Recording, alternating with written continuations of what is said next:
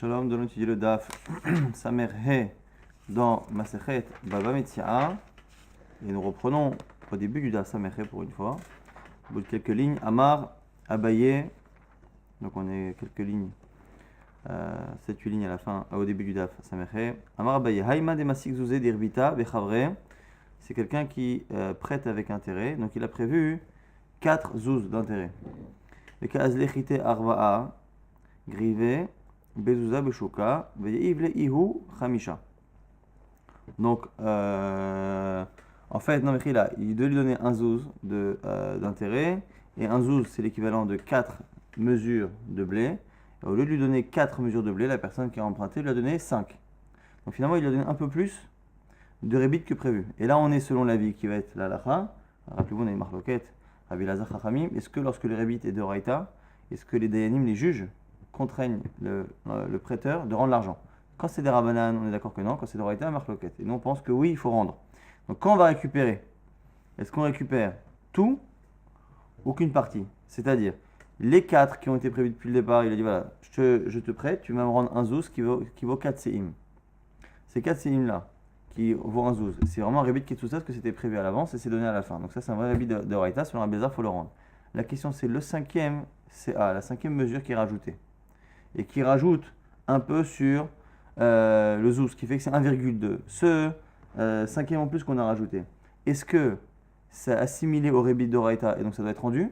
Ou est-ce que comme ce n'était pas prévu et que ça s'est donné à la fin, ça rentre dans ce qu'on appelle rébit meoucheret? C'est un rébit des Rabbanan, c'est-à-dire je t'ai pas fixé de rébit et toi à la fin quand tu me rends, tu décides de me donner de l'argent. Ça c'est plus rébit d'Oraita, c'est des Rabbanan et on ne le rend pas. Donc la question c'est combien on récupère chez le prêteur? Le zouz ou la totalité, ce qui a été donné, donc 1,2 zouz, puisque c'est finalement 5 séim de blé. Mimaf kinan mine arba amaf kinan mine, lorsqu'on lui prend au prêteur, est-ce qu'on lui prend 4? Edar, uzule ou deka mozil gabe, est-ce que le reste on estime que finalement c'est ce qu'il a donné en plus et des rabanan ou pas? Rava Amar Rava nous répond, Khamisha maf kinan mine, on lui prend tout. Des mekara vetorat rebita atailide. Parce que même si ça n'a pas été prévu comme cela, quand ça a été donné, c'était donné en une fois, et en une fois, on estime que finalement, c'est un tout homogène, indivisible, et donc tout ça est bien du rébit Ketsusa Minatora. La Marabaye Abaye dans un autre cas, Haïma des Masik Arba Zouzé d'Irbita Bechavre. Donc encore une fois, quelqu'un qui prête de l'argent, il avait prévu que l'autre lui rende 4 zouz cette fois de plus, mais Ivle Glima Begavayou. Et au moment où l'emprunteur donne l'argent, rend le 4 zouz de rébit. En plus, il donne un vêtement, un talit. Qui mafkinan mine. Arba mafkinan mine. Glimalo mafkinan mine. La question, encore une fois, on va aller récupérer les 4 zouz d'intérêt, parce que c'est Rébit qui Saminatora, on est sur le Rabbi Lazar. La question, c'est est-ce qu'on prend également le vêtement? Sachant que là, ici, on ne peut pas réellement dire que c'est un tout homogène. Autant dans le cas précédent, c'était vraiment 4 mesures de blé ou 5 mesures de blé, donc c'était homogène. Là, ça ne l'est pas. Nous dit Rava. Glima mafkinan mine, on lui prend tout, même le vêtement, mais pas pour la même raison. Maïtarama, quelle est la raison? Kechi de l'olimrou, pour pas que les gens disent glima de mechase vekae, glima de rebitaou. Regarde celui-ci, il s'habille et il se couvre avec un vêtement du rébit. Ce qui veut dire que techniquement, il n'y aurait pas d'obligation, puisque Rabat est obligé d'entrer dans une notion de chilul Hashem, que les gens ils vont dire, les gens vont parler, les gens vont critiquer. Donc c'est-à-dire que techniquement, ça ne rentre pas dans le rébit qui est tout ça, puisque c'est une autre catégorie, c'est un rébit mocheret, c'est midera banane, on n'aurait pas dû le récupérer, mais comme là c'est un vêtement, c'est différent. Là, les commentaires ici veulent déduire que ce n'est que parce que c'est un vêtement et donc quelque chose qui est visible des gens, mais si la personne a donné, en plus de l'intérêt de Kazouz, lui a donné un objet qui reste dans les 4 murs de sa maison, il se peut qu'on ne le récupère pas, puisqu'il n'y a pas de rébit de Horaïta et qu'il n'y a pas non plus de Chilul Hashem, puisque ce n'est pas un objet qui est amené à être montré à tout le monde. Amar Rava, autre cas de Rava, Aïman des Masik, très sarzouzé des Rbita, Bechavre. Là, c'est une personne qui a donc prêté de l'argent et qui avait prévu 12 zouzim de Rebit. Ve'agale Khatser, des Mita Gra Asara. Et au lieu de donner le Rebit directement, qu'est-ce qu'il lui fait? Il dit voilà, pour ces 12 zouz, je te laisse habiter dans mon studio. Ve'ogre Nihale Betressa, mais un studio dont la location vaut 10. Et lui, il le loue à 12, ce qui était prévu. Donc encore une fois, on a un studio dont la location vaut 10. On a ces deux personnes-là qui font une transaction de prêt interdite, puisqu'ils prévoient un rébit de 12. Et à la fin, il dit, écoute, au lieu que je te rende les 12, je te propose d'habiter dans mon studio, qui techniquement, selon le marché, ne vaut que 10 à la location, mais il propose à 12. Qu'on va lui récupérer maintenant? Donc la personne va habiter dedans, c'est interdit, on a vu. Qu'on va lui récupérer? On lui récupérera 10 ou 12. Est-ce qu'on lui récupérera ce qu'ils avaient prévu à l'oral? Ou est-ce qu'on récupérera la valeur réelle de la location de ce studio qui finalement ne vaut que 10? À un moment, il peut dire, ben, moi je n'ai profité que de 10, prenez-moi 10, c'est 10 d'intérêt que j'ai pris, même si on avait prévu 12.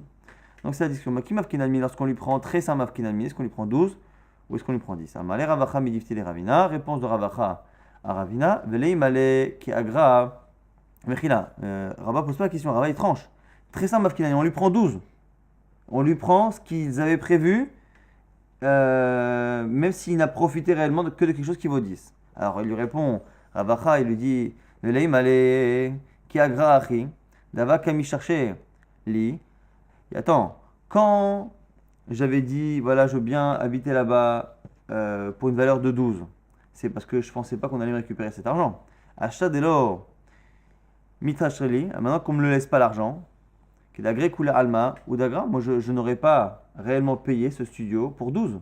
Donc je ne suis pas d'accord qu'on me prête ces 12, je n'ai pas profité de 12. Je n'ai accepté de le compter comme 12 que parce que c'était un rébit et qu'il me devait l'argent.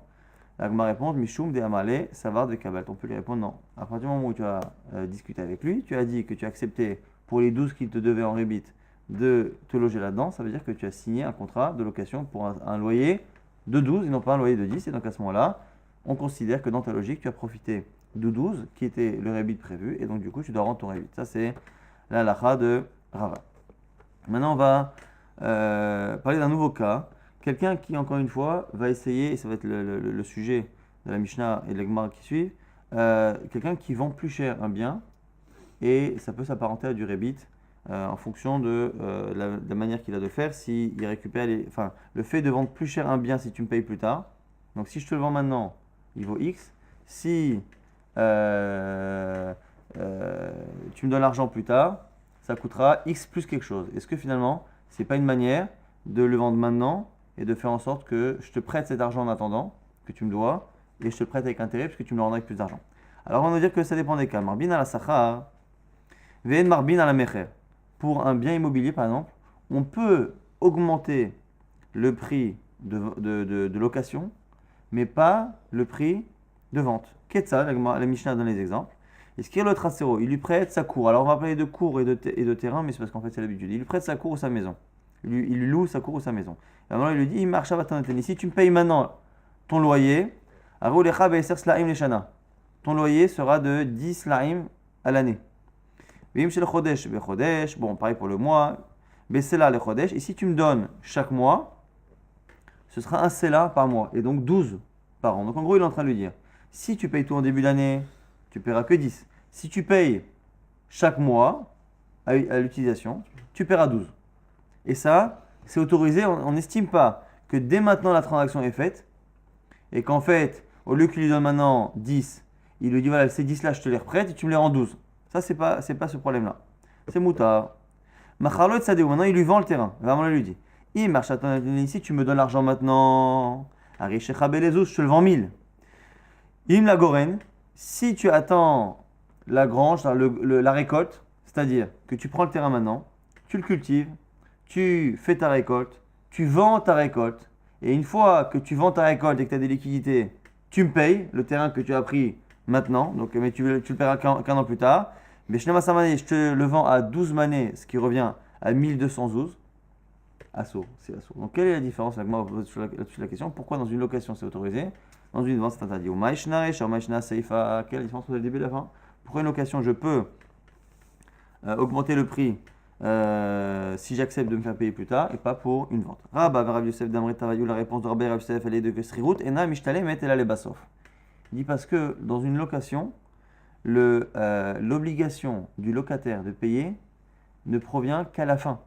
C'est à la fin du moment où j'ai habité que je dois payer, non pas au début. Mais si aujourd'hui c'est un peu différent, mais en tout cas au niveau de la Torah, c'est à la fin du mois ou de l'année que l'on doit payer. Vehai, kevan delomata zimne le migba. Et du coup, techniquement, c'est pas maintenant que tu devrais me payer. Tu devrais me payer à la fin de l'année. La vaganatale, quand je te demande de payer à la fin de l'année, c'est pas que je te laisse plus de temps et que je te fais payer. Au contraire, le vrai moment, c'est à la fin de l'année. Mashfaou derri, c'est ça la vraie valeur. Et quand il lui dit, si tu veux, paye maintenant et je te fais moins cher, il marche à Tantani, lorsqu'il lui dit maintenant tu paieras 10 laïm, au zoulé ou des kamosi le gabé, il lui fait une réduction. Donc ce qui est autorisé, c'est quoi? C'est quand le vrai prix est plus tard et le vrai moment de payer il est plus tard et je te le fais au vrai prix, mais je te dis, tu sais, si tu veux payer maintenant et me donner l'argent plus rapidement, je te fais moins cher. Mais le vrai prix, c'est plus tard parce qu'une vraie location, ça se paye à la fin. Dans le cas de la vente, c'est l'inverse. Je te donne le terrain maintenant. C'est maintenant que tu devrais payer. Donc si je te dis maintenant, le prix c'est X. Et si tu me payes dans un an alors que tu prends le terrain maintenant, la valeur c'est X plus, c'est que la vraie vente elle est maintenant. Tu me dois de l'argent maintenant. Si je te laisse ne pas le donner maintenant et me le donner plus tard avec plus de valeur, ça devient un rébit. Seifa Kevan des Abnei Nihu. Dans le cas numéro 2, dans le cas de la vente, puisqu'il lui a vendu, ou Ba'el et Mishkal des Memarchav, l'argent devrait être versé dès à présent. Car Aganata Lehu, à ce moment-là, le fait de le laisser payer plus tard avec une valeur plus grande, ça s'appelle Aganatar, le salaire de l'attente. Véassour. Donc en gros, si on explique la différence qu'il y a entre les deux cas, c'est que dans le cas de la vente, la personne qui donne plus d'argent va payer la possibilité que on lui a donné de payer plus tard, alors que dans le cas de la location, c'est pas le locataire qui paye plus cher pour payer plus tard, puisque la logique est de payer plus tard. C'est le propriétaire qui perd de l'argent, qui accepte de perdre de l'argent, donc de payer pour qu'on lui donne de l'argent avant. Et ça, c'est autorisé, il n'y a pas de rébit. C'est ce que la Gemara nous dit pour expliquer la Mishnah. Amar Rava nous dit Dakuba Rabanan, Behamilta Chachamim, ont été chercher une source à cette halakha, Ve'ukma Akra, ils ont trouvé un pasuk, Kisrir Shana Beshana. Lorsqu'on parle là-bas du Ivri du serviteur, on parle là-bas du salaire qui serait Shana Beshana. Alors on va sortir un peu du contexte. Le salaire d'une année dans une année. Quelle est la dracha? Que la location, le loyer d'une année X ne se paye que l'année d'après. Donc normalement, c'est à la fin de l'année, même au début de l'année d'après, que l'on paye la location de l'année précédente. On avait dit dans la Mishnah que par contre, si c'est le cas d'une vente, et qu'il lui dit voilà, la vente, normalement je te vends maintenant, tu devrais me payer maintenant, mais si tu veux me payer une fois que tu as récolté, que tu as vendu, que tu as des liquidités, à ce moment-là, ça reviendra 20% plus cher. Ça on a dit, Ve'im la goren bishnema sarmane, assour, c'est assour. Maintenant, la Gemara va apporter plusieurs cas de Tanaïm qui trouvent un système pour essayer justement de gagner de l'argent de cette manière, mais de manière autorisée. Donc on a vu que quand c'est une location, c'est autorisé, lorsque c'est une vente, c'est interdit. Et là, on va parler d'autres cas. Chaque fois, ces cas s'appellent Tarsha. Tarsha, Sadash Veshebaim, le point commun qu'il y a entre toutes ces appellations. Tarsha, c'est une manière de vendre un bien plus cher que sa valeur, mais de manière autorisée pour que ce ne soit pas considéré comme du Revit. Alors, Amar Nachman, Tarsha Charé. Lui dit Tarsha, c'est autorisé. Alors, on lui dit Etiver, Ami Bachama, Ram Nachman, comment tu peux dire qu'on a le droit de vendre plus cher un bien alors que ça s'apparente à du Revit? Amrele Ravugva Machama, il y en a qui dit c'est Ravugva Machama qui a dit Rav Nachman. Ve'im la Goren Bishnema Sarmane Assour. On a vu dans la Mishnah qu'on n'a pas le droit de vendre plus cher un terrain si la personne paye plus cher, paye plus tard. Amarle réponse Atam Katzle, Acha Lo Katzle.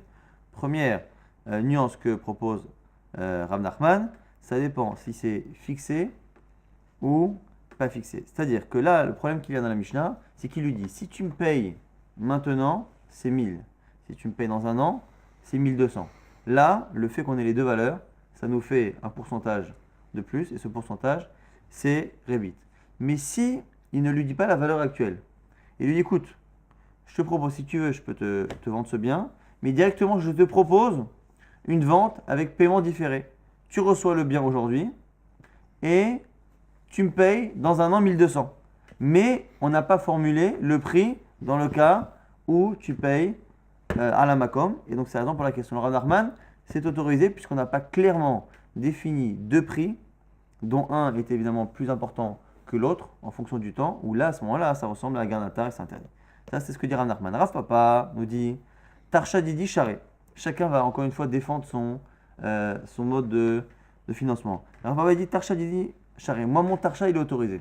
Alors Papa était connu pour fabriquer de la boucha. Il fabriquait de l'alcool de figue. Mehya, boucha, ce que vous voulez. Maïta ama. Alors pourquoi? Qu'est-ce qu'il disait lui? Il dit Shechai l'opacide. Moi, mon alcool, mon shechar, il ne perd pas de sa valeur. Zouzé l'otsrichna. Moi, et je n'ai pas besoin d'argent immédiatement. Anahu deka avina milta gabeloker. Et à la limite, c'est moi qui rends service à mon acheteur. C'est quoi l'histoire? On a un shechar qui, en général, en fonction des périodes de l'année, en fonction du moment où il y en a beaucoup plus, et en fonction du moment où on fait la récolte et on fabrique ces alcools-là, des moments où ça vaut plus cher ou moins cher. Alors lui, qu'est-ce qu'il faisait? Il fabriquait, il avait un shechar qui se garde bien, donc il n'y a pas de problème d'écouler les stocks de peur que ça pourrisse, et il n'a pas besoin de liquidité. Maintenant, ce qu'il proposait donc à ses clients, il dit voilà, si tu veux, tu viens prendre les bouteilles de shechar. Maintenant, si tu veux, tu peux payer maintenant. Et si tu veux payer dans 6 mois, tu peux payer dans 6 mois. Dans 6 mois, tu paieras le prix de dans 6 mois qui est plus cher. Alors, normalement, c'est interdit. Parce que si la personne prend maintenant, c'est normalement la vente, il devrait payer maintenant. Et s'il paye plus tard, plus cher, même si c'est le prix du marché, au final, il s'avère que comme la vente a été contractée 6 mois avant, il est en train de le faire payer plus cher pour des biens. Alors, ce que nous dit Rafa Bas, c'est il dit, mais c'est pas moi qui lui propose. Moi, je veux pas, ça me dérange pas qu'il paye maintenant. J'ai pas besoin d'argent maintenant ni plus tard. C'est pas moi qui, à la limite, je lui rends service. C'est lui qui veut, c'est pas moi. Alors, Rav Shechet lui dit, Amarle Rav Shechet. Béred Ravidi, Rav Bas, il lui dit, attends. Maïchazema des Kazal de Batardidar. Mais qui t'a demandé de ne regarder que ton intérêt? Zil Batardidou. Toi, effectivement, tu ne cherches pas à faire fructifier ton argent de cette manière. Tu ne cherches pas à faire de l'intérêt. Des loups, à voler Hozouzé, à Bouchakle qui acheta. Mais lui, il fait ça parce qu'il n'a pas le choix. S'il avait l'argent tout de suite, qu'est-ce qu'il ferait? Il te paierait au prix du moment. Si il attend 6 mois pour te payer et qu'il paye plus cher, c'est qu'il est en train d'utiliser ton système pour emprunter avec intérêt. Donc même si toi tu ne cherches pas à faire de l'intérêt, au final, le problème c'est que la personne emprunte avec intérêt. Donc c'est très bien que dans Rébit, les deux sont interdits. Il dit acheta l'itléo les ouzé chaque lé qui ukra del kamé. Et maintenant qu'il n'a pas d'argent, il est obligé de prendre avec le prix plus cher de plus tard. Donc ça, c'est l'objection qu'on a fait à Rafapa. Amar Avrahama, donc du coup Avrahama lui vient, il dit non. Tarsha Didi vada écharé. Moi, mon Tarsha à moi, il est encore plus sécurisé, encore plus autorisé. Alors, c'est quoi là-bas le cas de Avrahama? Avrahama, il vendait, il était grossiste, donc il vendait à des commerçants. Et dans la ville où il était, ça avait un prix, c'était pas cher. Et ces commerçants-là prenaient la marchandise chez lui, allaient après dans les villes, et dans les villes, ils allaient vendre. Maintenant, le prix qu'on faisait aux commerçants, donc le prix grossiste, n'était pas le même là où Raframa vendait et là où les commerçants allaient vendre. On ne parle même pas du prix client. Le prix client, c'est encore autre chose. Mais le prix déjà de grossiste, dans la ville de Raframa, il était X. Là où les commerçants allaient vendre, c'était une autre valeur. Qu'est-ce qu'ils faisaient avec eux? Ils disaient voilà, vous prenez la marchandise chez moi, mais au lieu de me payer maintenant et de me payer le prix de notre ville, quand vous allez dans la grande ville vendre, vous deviendrez propriétaire là-bas et à ce moment-là, à votre retour quand vous aurez vendu, vous me paierez en fonction du prix que vous auriez acheté à un grossiste là-bas. Donc c'est encore une fois le prix commerçant, du grossiste au commerçant. Elle dit la vadaï charé. Pourquoi? Alors ça normalement il y a aussi un problème, c'est la même chose. Puisque normalement il devrait payer tout de suite, il le fait payer plus tard. Et comme il le fait payer plus tard, plus cher, normalement c'est vite. Et pourquoi il fait ça? Parce que l'autre n'a pas d'argent a priori maintenant, le commerçant, et il attend d'avoir vendu sa marchandise pour pouvoir payer son fournisseur. Maïtama s'autoriser, parce qu'il dit non, c'est pas vrai. Ils font pas ça pour attendre, parce qu'ils n'ont pas de liquidité, parce que Nichaléou, Deliko Birchouti, parce qu'ils ont un autre intérêt. C'est quoi? C'est que pendant tout le trajet, la marchandise m'appartient. Et donc, si la marchandise tourne, si elle est abîmée, si elle est brûlée, ils ne sont pas perdants. Et autre chose, parce qu'à chaque endroit où ils vont, on leur laisse une place au marché. Pourquoi? Parce que comme Rav Chama était Tamid Chacham et qu'il y avait à l'époque un minag, on laissait d'abord au marché les Tamid Chachamim vendre leurs marchandises, ou ceux qui vendaient la marchandise, les Tamid Chachamim, on les laissait vendre en premier, comme ça on était certain que ça écoulait, Et les Talmidei Chachamim, ils avaient de quoi se nourrir avec. Et après, on laissait les autres commerçants, ceux qui n'étaient pas, plonger le reste de la journée dans la Torah. Et donc, du coup, il dit, moi, mon système, il marche pourquoi? Parce que même s'ils vont payer plus tard plus cher, ce qu'ils payent, c'est pas Aganata, c'est pas le fait d'éviter de payer maintenant de l'argent et de le payer plus tard, c'est l'assurance trajet et la priorité qu'ils ont dans les places de marché. Et donc, c'est la raison pour laquelle Tarsha Didi va d'aïchari. Conclusion de la Gemara par rapport à ces sougiotes, Veicheta ke Avrahama, la halakha comme Avrahama, que ce Tarsha là, c'est autorisé.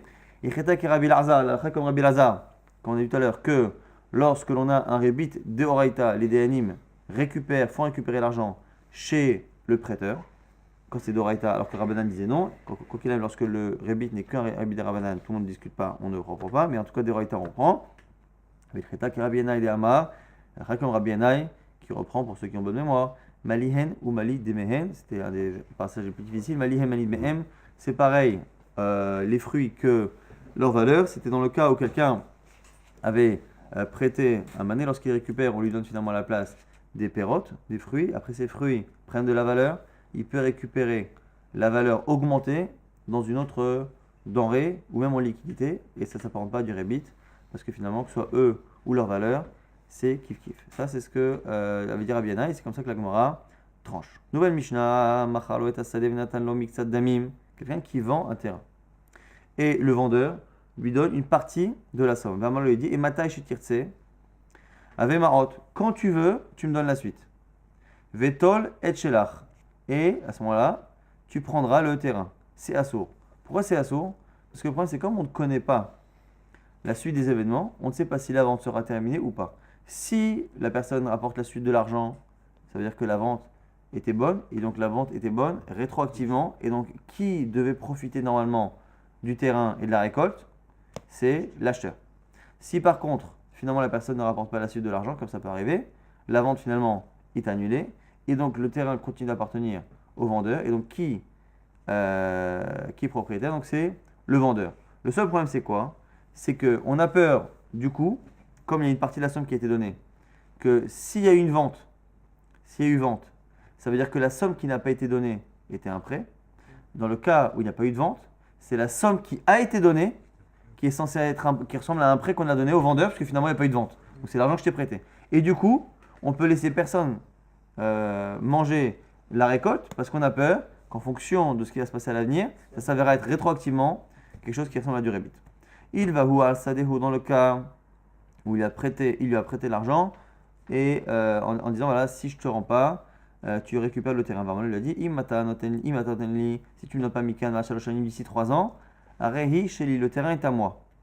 Arehi shelo, à ce moment-là, le terrain est à lui. On verra exactement, la Gemara expliquera comment ça fonctionne. Vechanaya baitus benzonin anseh, alpi chachamim, comme ça faisait baitus benzonin sur la parole et avec l'accord des chachamim, comme on avait vu. Il y a quelques d'appui, on verra ça plus tard. En tout cas, sur le premier cas, on a dit dans le cas où il vend un terrain et qu'il lui donne une partie de l'argent.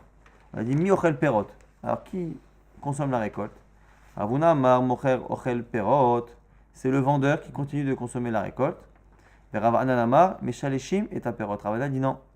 On met meshaleshim, c'est qu'on laisse la récolte dans les biens d'un shlishi, d'un troisième, d'un tiers, qui va garder la récolte et qui à la fin la donnera à celui qui deviendra le propriétaire, c'est-à-dire soit l'acheteur si l'acheteur finit par payer, soit le vendeur si la vente est annulée. Et la Gemara nous dit vélo plié, c'est pas une discussion. Hadama lechim maitekane, il parle en lui disant lechim maitekane que tu vas tu acquéras le terrain lorsque tu donneras l'argent.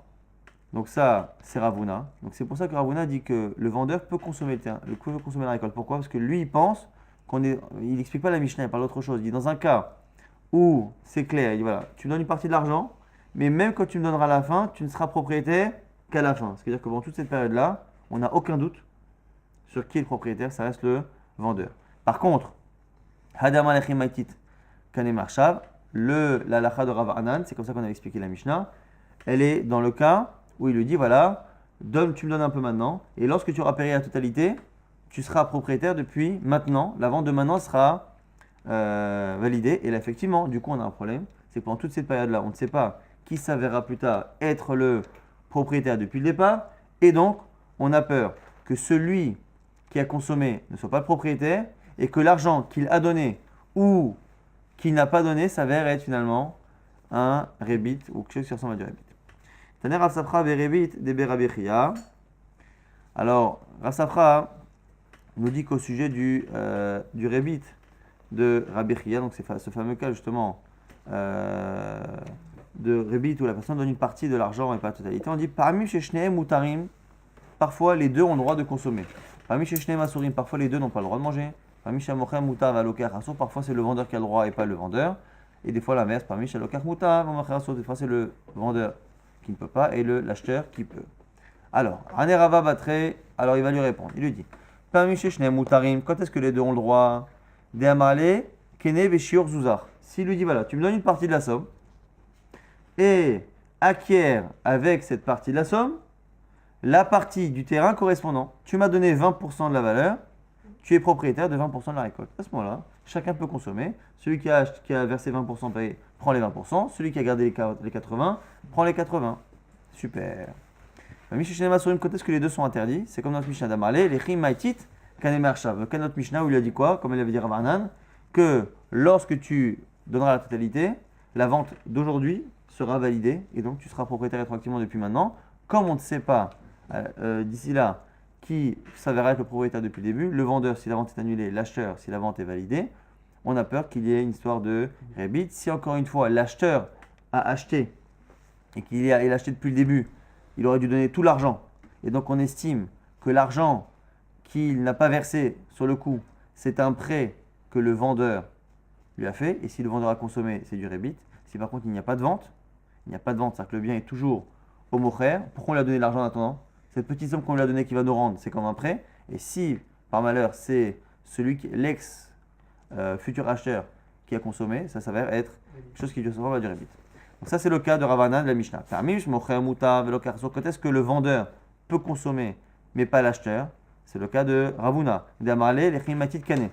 Tu me donnes un peu d'argent maintenant, et quand tu paieras la totalité, tu deviendras propriétaire à partir de ce moment-là. Mikan ou là-bas. Parmi chez Lokar Moutar Mocher, quand est-ce que l'acheteur peut consommer et pas le vendeur? Parce qu'il lui dit Kane Me'arshav, Vezuzai, Leve Halva'a, Gabar. Lorsqu'il lui dit voilà, le terrain vaut 1000. Mais au lieu que je te le vende pour 1000, comme tu n'as pas, je te le vends pour 200. Mais je te le vends entièrement pour 200. Et simplement, cette vente-là provoque un prêt. Et ce prêt, il est sur les 800. Et donc à ce moment-là, par rapport au terrain, le terrain est complètement vendu. Et donc, l'acheteur peut consommer, puisque c'est lui qui bénéficie du prêt, qui en plus consomme, donc il n'y a pas évidemment de problème de rébit. Maintenant, passage, la Gemara dit Mantana, c'est qui le Tana de cet enseignement? Shneem Asurim, qui dit que les deux sont interdits, c'est le Tana de la Mishnah et la Braïta. Amaravuna, Bere de Rav Yoshua, Delo ki Rabbi Yehuda. Quoi qu'il arrive, c'est pas comme Rabbi Yehuda. Pourquoi? Des Rabbi Yehuda dit Amatzad Echad Berébit Muta. Parce que c'est la lecture qu'Abaye avait de Rabbi Yehuda. Rappelez-vous que, en fait, Rabbi Yehuda Chachamim, il y avait deux lectures. Abaye avait lu comme ça, la Gemara le rapportera très souvent de manière anonyme, comme étant cette lecture-là. Rabbi Yehuda pense qu'on a l'autorisation de faire Tzad Echad Berébit, c'est-à-dire fixer un rébit éventuel, c'est pas un problème. Prendre aujourd'hui quelque chose qui peut-être s'avérera être rétroactivement du rébit, c'est pas un problème tant qu'on ne sait pas actuellement que c'est du rébit. Ça c'est Rabbi Yehuda. Et effectivement chez nous, c'est quoi le problème dans la Mishnah et dans la Braïta? C'est que comme il lui donne l'argent maintenant, et il lui dit quand tu paieras plus tard, tu seras propriétaire depuis le départ, et qu'on ne sait pas tout de suite qui deviendra propriétaire rétroactivement, dans le doute, on ne laisse pas prendre de peur que ça devienne du rébit. Mais Rabbi Yehuda dit non, il n'y a pas de problème. Tant qu'on ne sait pas actuellement si c'est du rébit, c'est autorisé.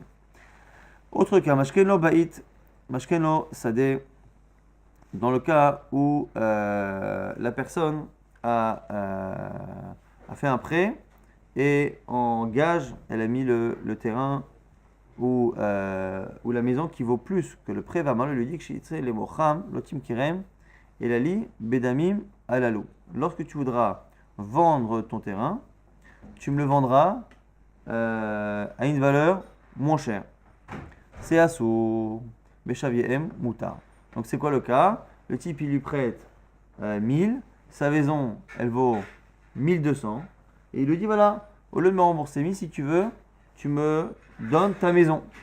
Or là ici, c'est une manière, comme il lui a vendu sa maison moins cher, ça ressemble à un intérêt. Si par contre il lui vend à la vraie valeur, c'est-à-dire que sur les 1200, il y a 1000 qui partent dans le remboursement du prêt et qui lui, le prêteur, qui est maintenant l'acheteur de la maison, rajoute 200, c'est autorisé. Mantana c'est kitana, bedemim malalou asso, amaravuna bere de Rav Yoshua, de lo kerabiuda, de kerabiuda.